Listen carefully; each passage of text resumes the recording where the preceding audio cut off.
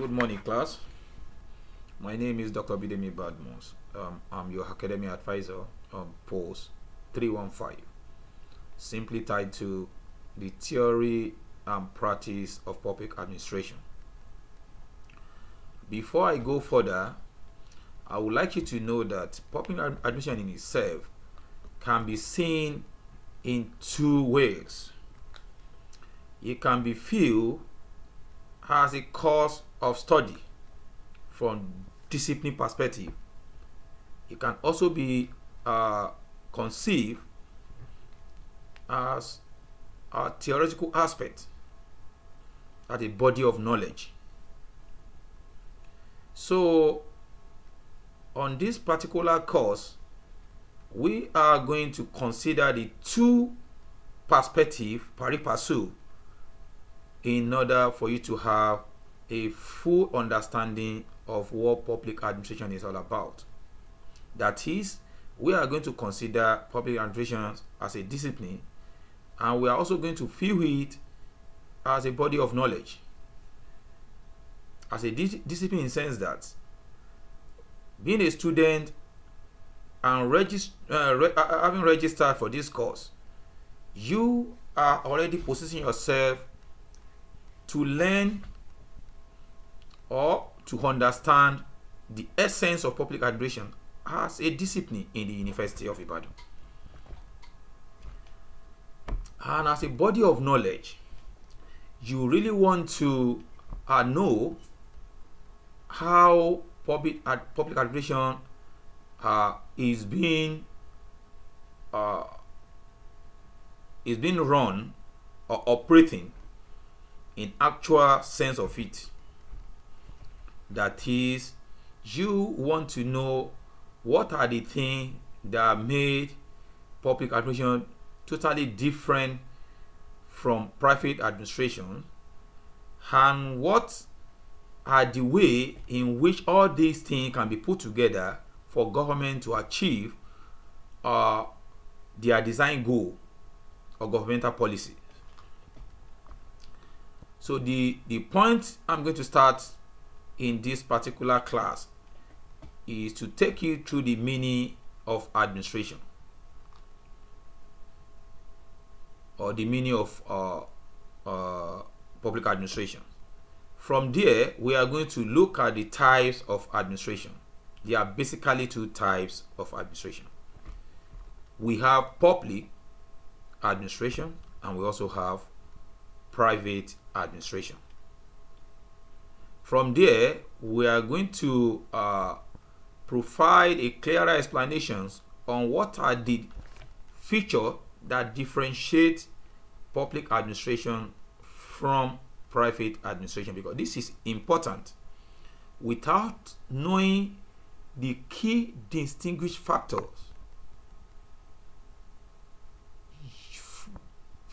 between public and private administration, it might be difficult for you to know or to have a full grasp of what public administration is all about. So on this note, I want you to actually prepare your mind that this course is going to be very, very interesting, and we are going to make it more interactive as much as we could do in order to carry you along, to also welcome your contributions, your observations, and your comments. So the first step is to consider the meaning of administration. So what is administration? In a general context, administration can involve the overall management of both human and material resources in a particular organization or institutions, which could be either private or public, to achieve a set goal. Because the essence of administrations is to achieve a particular goal which have been designed by that particular institution or organization.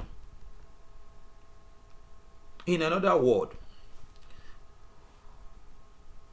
for you to talk of administrations, there must be marriage of or marriage or management or coordination of two key elements. You must manage or coordinate human and the available resources toward achieving a particular or a desirable goal being set by the body concerned. So, in order not to bore you that much, let's move on to look at a broader or more expanded definition of administrations. Administration can be defined as a process through which human and material resources are organized. Mark that word, organized. It's very, very important. It's very, very important in the sense that the whole essence of administration is to organize, to coordinate, to plan.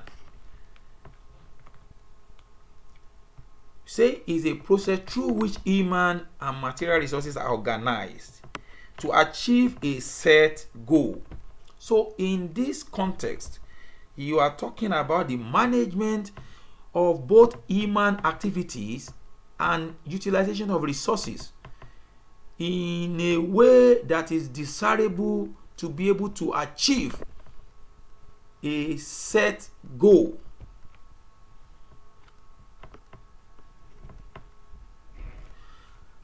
But when you are talking about administration in a political context, it is more restricted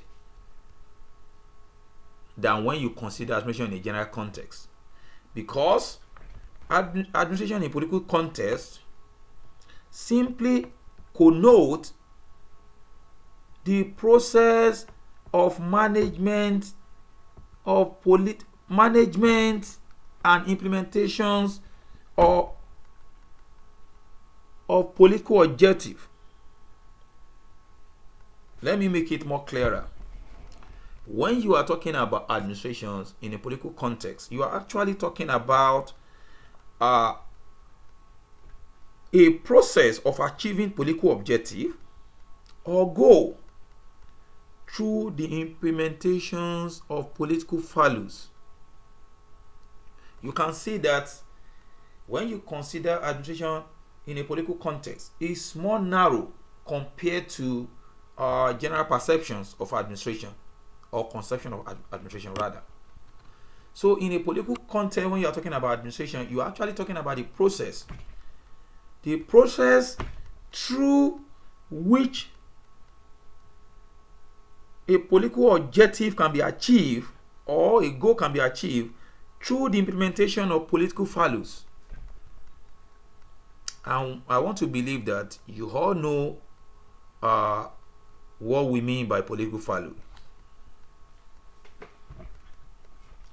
Value in political context is so complex.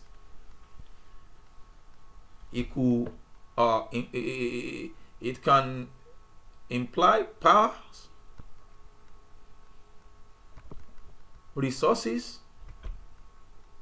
leadership, and so on and so forth. But I won't bother you on because we are still going to be discussing something similar as the lecture proceed. So there is a popular acronyms which has been used to summarize the key focus of administration in any context you can think of, and that is post-COP. Post-COP. How do I mean, or what do I mean? Is like an acronyms that have been popularly designed by scholars to give an extended version of what administration is all about. Post-COP simply means POS, DCORB, and the meaning are: the P stand for planning, YO stand for organizing, and S stand for staffing, D stand for directing, and C stand for coordinating, O stand for R stand for reporting, and B stand for budgeting. I don't know whether if you are following. We are saying that there is a popular acronym that have been used to define or to explain what administration is all about, and I call it POST-COR. And I said the P there stand for planning, YO stand for organizing, S stand for staffing, when you staff, and D stand for directing, C stand for coordinating, R stand for reporting, and the last B stand for budgeting. So in essence, there is no way you can talk of administration without getting involved in all of this. Administration in a general context involve planning. You must plan. You must organize. I hope you are following. And there must be human capital.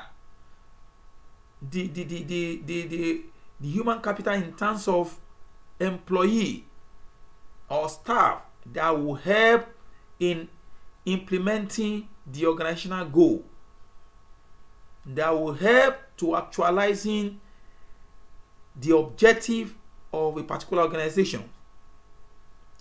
When you move away from staffing, you'll be talking about directing. Those staff have to be given a directive to in hierarchical order. Coordinating. You must be able to coordinate all these units, the staffing unit, the planning aspect, the organizing aspect. Everything must be coordinated. Otherwise, you won't be able to achieve your aim. Then you talk about reporting, because you, in every endeavor that involve human and material resources, that involve the application of both human and material resources, when you put in, it's like garbage in, garbage out. When you put in some effort, you want to see the outcome. So whatever outcome you are getting is either is favorable or unfavorable. Favorable in the sense that it might help you to achieve your goal. So in reporting, you must take time to report why those outcomes are not favorable and why you are able to record a favorable outcome, because that report will guide your next planning. Then budgeting, there must be a budget. Finance, there must be expenditure to be able to back up your administrative plan. Moving away from there, we now talk about the two types of administrations. We talk about the private administrations, and private administration, as the name connotes, it is the putting together or coordinating effort of both human and material resources to achieve a set goal by individual or a private body. Totally different from government. This is not to say that government will not have a source of control, because there is no organization that can operate in a state without passing through government regulations or a sort of government kind of control in order to ensure that they conform with the state agenda. So, but the most important thing is, when you are talking about private administration, it centers at achieving a private or individual interest. When you put both human and material resources together to achieve a set goal, that goal more often than not is always centered around profit maximization. Then we move on to the public administration. As the name connotes, it is the heart of managing government business or government businesses. Government has many businesses. So, in essence, it is an activity that is centered around putting both human and material resources together to actualize governmental policy or to implement governmental policies. And in most cases, government policy could either be promotional activities, it could be protective activities like provision of security for safety of both life and properties. It could be for proprietary activity as well. There are some key institutions that could not be solely left in the hand of private institutions without government control or intervention. It could be in form of subsidy, it could be in form of loan, it could be in form of providing a soft landing, palliatives, in order to ensure that the general public are benefited or not being shortchanged along the line, or not being denied a very crucial services like electricity or telecommunications. The reason why up to tomorrow in Nigeria, government, they are still in a way rendering some kind of support or providing a kind of palliative to even the private manager of electricity in Nigeria. Then you can also talk about it could be regulatory activities, because without government putting effort together to regulate the activity of private institutions and government businesses, there is no way the general public will not suffer. They will suffer in the sense that the monopoly will emerge. And one thing that is so peculiar to monopoly in business sector is exploitations. They are the sole determinant of price, supply chain, and the likes. So the reason why, and at the same time, government will provide a regulatory services or activity in order to ensure that the citizen get follow for their money. They get service, rapid service delivery, effective service delivery from individual service providers. The reason why institutions like NAFDAC, NCC, Nigeria Communication Commissions, NAFDAC, Standard Organization of Nigeria, the reason why all those public agencies, regulatory agencies were created is to ensure that the general public, the masses were not subchanged or they are not exploited, or they are not exposed to unpleasant situation or a tight corner where it will be difficult for them to bargain. And then when we move away from there, then we talk about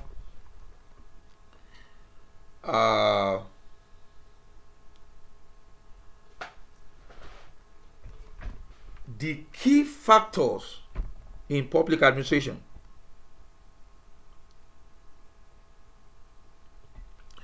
When we are talking about public administration, as I said earlier, public administrations revolve around how government, businesses, or public affairs can be managed.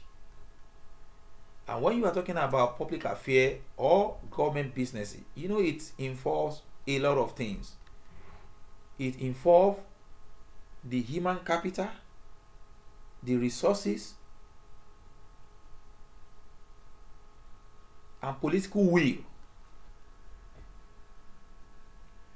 And the reason why bureaucratic are always a driving force of public administration in any system.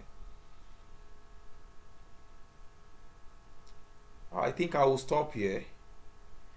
In our next class, I will try as much as possible to provide a recap on everything we have discussed here today. Thank you and enjoy your day.